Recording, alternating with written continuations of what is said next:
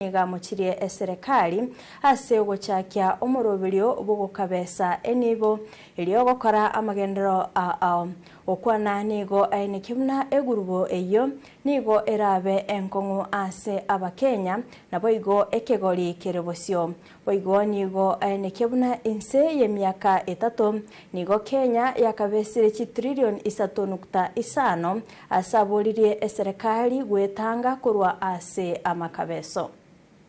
Everything else you see in Kenya in terms of development, like even the Talanta Stadium, is also not part of the 12 trillion debt.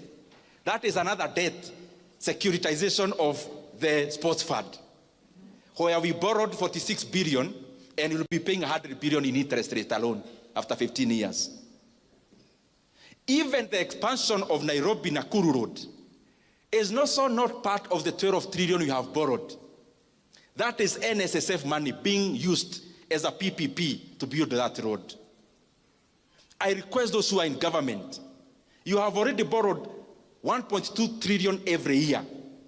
And even what we can see with our eyes is actually not part of that borrowing. Please, kueni na huruma ya nchi ya Kenya.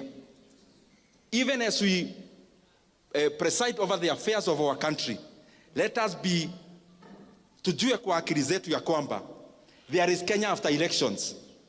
Let us not run our country in terms of overheating it. We must avoid to become like Sri Lanka.